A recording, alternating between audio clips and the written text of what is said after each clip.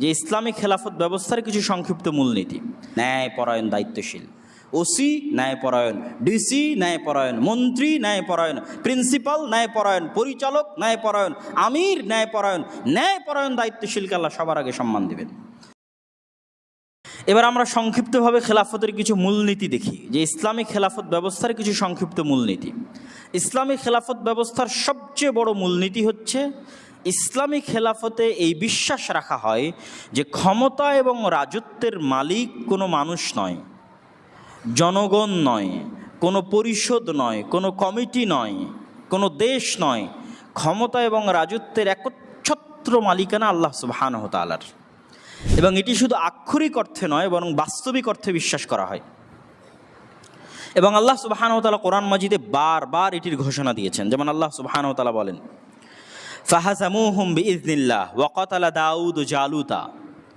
দাউদ জালুতকে হত্যা করলো। ওয়া আতাহুল্লাহুল মুলকা, আর আল্লাহ দাউদকে রাজত্ব দিয়ে দিলেন।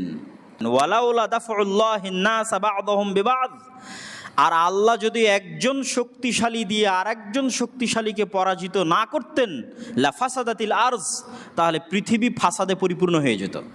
তথা ফেরাউনের স্বৈরাচারী ব্যবস্থা যদি টিকেই থাকতো, পৃথিবী ধ্বংস হয়ে যেত। আল্লাহ সুবহানাহু ওয়া তাআলা মুসা দিয়ে ফেরাউনের স্বৈরাচারী ব্যবস্থাকে ধ্বংস করে দিয়েছে। আমরা যেই স্বৈরাচারী শাসককে কিছুদিন পূর্বে হারালাম, যিনি পালিয়ে গেলেন, তার এই স্বৈরাচারী ব্যবস্থা যদি তার মৃত্যু পর্যন্ত অব্যাহত থাকতো, তাহলে ফাসাদ ছড়িয়ে যেত। তো আল্লাহ সুবহানাহু ওয়া তাআলা কখনোই কাউকে চিরস্থায়ীভাবে পৃথিবীতে রাজত্ব দেন না। এটি আল্লাহর মূলনীতি। আল্লাহ কোরআনে বলছেন, তিনি সবসময় কি করেন, বা'দাহুম বিবা'জ, এক শক্তিশালীকে দিয়ে আর এক শক্তিশালীর উচ্ছেদ ঘটান। যেমন আজকের পৃথিবীর যদি সুপার পাওয়ার আমেরিকা হয়, তার আগের সুপার পাওয়ার যদি রাশিয়া হয়, তাহলে তারা থাকবে না। এক সময় তাদের এই সুপার পাওয়ার শেষ হয়ে যাবে, আর এক সুপার পাওয়ারকে আল্লাহ নিয়ে আসবেন। তার আগে যখন উসমানী খেলাফত ছিল, তখন তারা ছিল পৃথিবীর সুপার পাওয়ার। তো এই যে আল্লাহ সুবহানাহু ওয়া তাআলা ক্ষমতার পালাবদল ঘটান, এটি পৃথিবীতে ক্ষমতার ভারসাম্য রক্ষা করার জন্য, মানুষের মধ্যে শান্তি এবং নিরাপত্তা রক্ষা করার জন্য আল্লাহ ঘটিয়ে থাকেন। আল্লাহ সুবহানাহু ওয়া তাআলা বলছেন, কুলিল্লাহুম্মা মালিকাল মুলক তুতিল মুলকা মান তাশা। বলুন, আল্লাহ সুবহানাহু ওয়া তাআলাই হচ্ছে সকল রাজত্বের মালিক। তুতিল মুলকা মান তাশা, যাকে ইচ্ছা তাকে রাজত্ব দান করেন। ওয়া তানজিউল মুলকা মিম্মান তাশা, যাকে ইচ্ছা তার কাছ থেকে রাজত্ব ছিনিয়ে নেন। একদম স্পষ্ট ভাষায় আল্লাহ সুবহানাহু ওয়া তাআলা বলছেন, পৃথিবীর সকল রাজত্বের মালিক আল্লাহ। যখন যাকে ইচ্ছা রাজত্বে বসান, যখন যাকে ইচ্ছা তার কাছ থেকে রাজত্ব ছিনিয়ে নেন। একচ্ছত্র মালিকানা আল্লাহর হাতে, মানুষের হাতে সাময়িক সময়ের জন্য পরিবর্তন হতে থাকে। ওয়া তুইজ্জু মান তাশা ওয়া তুযিল্লু মান তাশা, আল্লাহ যাকে ইচ্ছা তাকে সম্মানিত করেন, যাকে ইচ্ছা তাকে অপমানিত করেন। ইন্নাকা আলা কুল্লি শাইইন কাদির, আর হে আল্লাহ, আপনি সকল কিছুর উপর ক্ষমতাবান। মুসা আলাইহিস সালাতু ওয়াস সালামও বানু ইসরাইলকে বলেছিলেন, ইস্তাঈনু বিল্লাহ ওয়াসবিরু, তোমরা আল্লাহর সাহায্য চাও, ধৈর্য ধারণ করো। ইন্নাল আরদা লিল্লাহ, এই পৃথিবী একমাত্র আল্লাহর। এই পৃথিবী একমাত্র আল্লাহর। ইউরিসুহা মান ইয়াশা, এই পৃথিবীতে আল্লাহ যাকে ইচ্ছা তাকে ক্ষমতায় বসান। আর অসংখ্য আয়াত আল্লাহ সুবহানাহু ওয়া তাআলা বলেছেন, লিল্লাহি মুলকুস সামাওয়াতি ওয়াল আরজ, আসমান জমিন এবং তার মধ্যে যা কিছু আছে, সকল কিছুর উপর একচ্ছত্র আধিপত্য হচ্ছে আল্লাহ সুবহানাহু ওয়া তাআলার। সম্মানিত উপস্থিতি, তাহলে ইসলামী খেলাফত ব্যবস্থার মূল বিশ্বাস কি? যে ক্ষমতার মালিক কোনো মানুষ নয়, কোনো জনগণ নয়। ক্ষমতা মানুষের কাছে সাময়িকভাবে আসে, স্থায়ীভাবে ক্ষমতার একচ্ছত্র মালিকানা আল্লাহ সুবহানাহু ওয়া তাআলার হাতে। ইসলামী খেলাফত ব্যবস্থার দ্বিতীয় সবচেয়ে বড় মূলনীতি হচ্ছে মানুষের সমতা এবং মানুষের জান ও মালের নিরাপত্তা। মানুষের সমতা এবং মানুষের জান ও মালের নিরাপত্তা।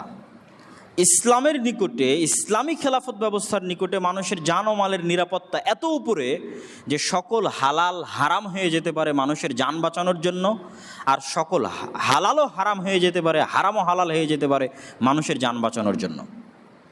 তথা ইসলামের সবচেয়ে প্রায়োরিটি হচ্ছে মানুষের জীবনের হেফাজত করতে হবে, মানুষের ধন সম্পদের হেফাজত করতে হবে, মানুষের রক্তের হেফাজত করতে হবে।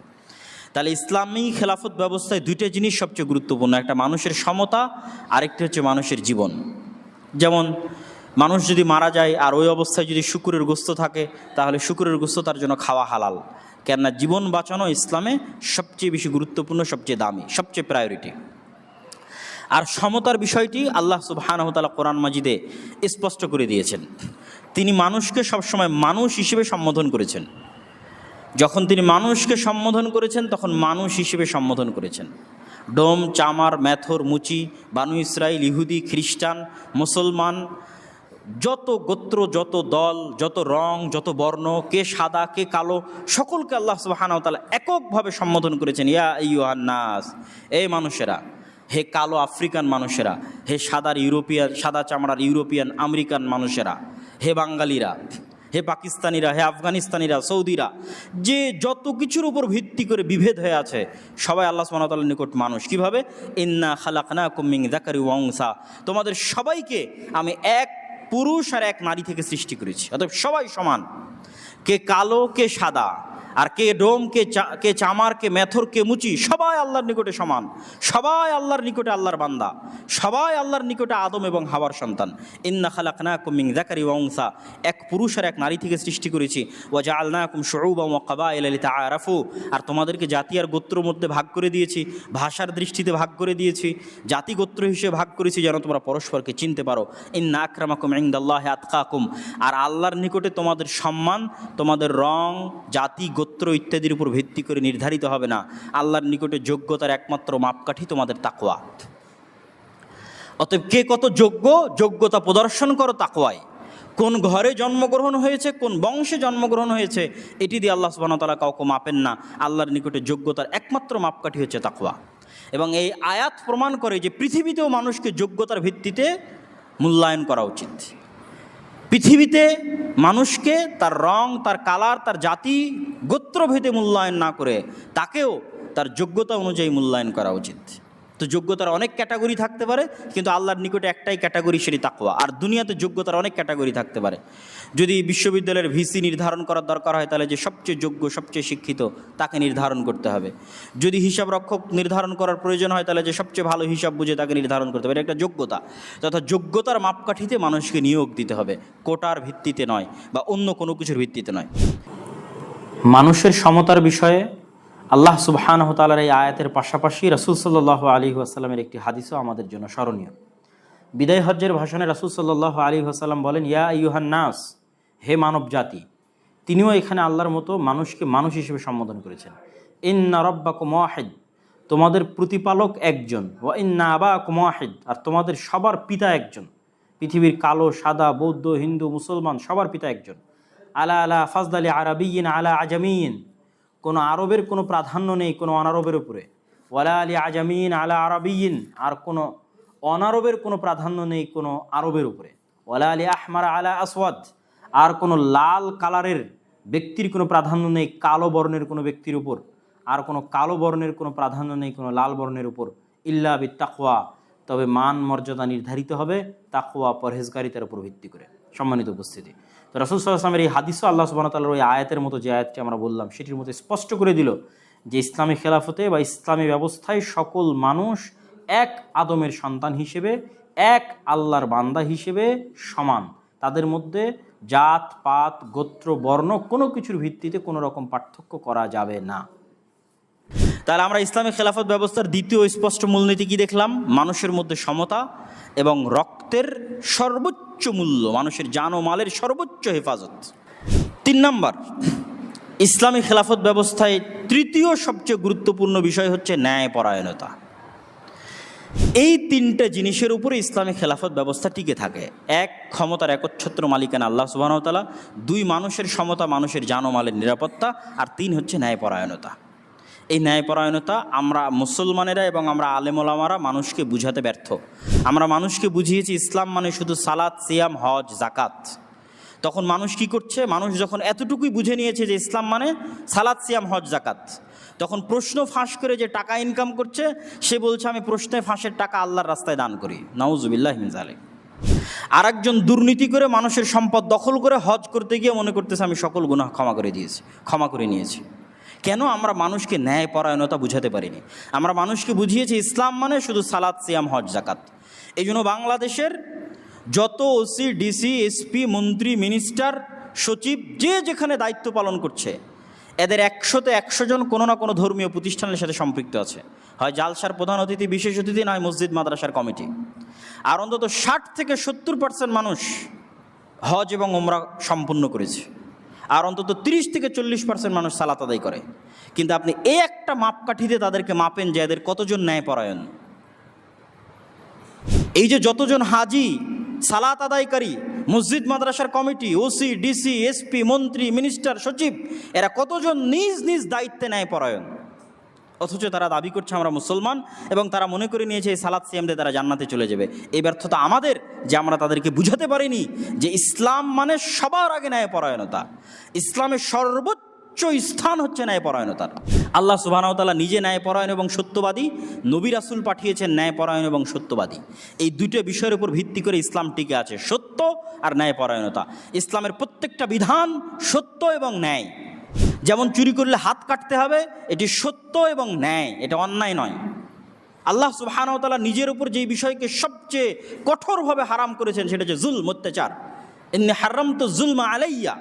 আর তিনি নিজেকে ন্যায়পরায়ণ হিসেবে ঘোষণা করেছেন। এই জন্য পৃথিবীতে যত মানুষ ন্যায় পাবে না তাদের ন্যায় দেওয়ার দায়িত্ব আল্লাহর কিয়ামতের মাঠে।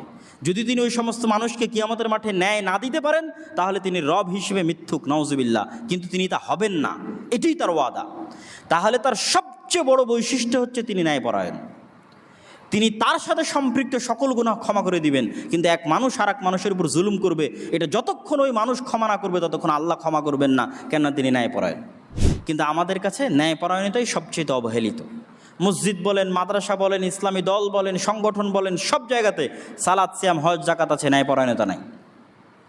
ইসলামী দলের আমির তাকেই, ওই কর্মীকে বেশি মূল্যায়ন করে যে চামচামি করে, যার যোগ্যতা আছে তাকে মূল্যায়ন করে না। যত ইসলামী দল সংগঠন আছে, যত মসজিদ মাদ্রাসা আছে, সব জায়গাতে সালাত, সিয়াম, হজ, যাকাত আছে, ন্যায়পরায়ণতা নাই।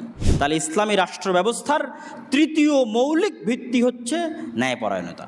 আজকে যদি বাংলাদেশের সকল মানুষ নামাজি হয়ে যায় আর সকল নারী পর্দাশীলা হয়ে যায় তাহলে কি বাংলাদেশ ইসলামী রাষ্ট্র?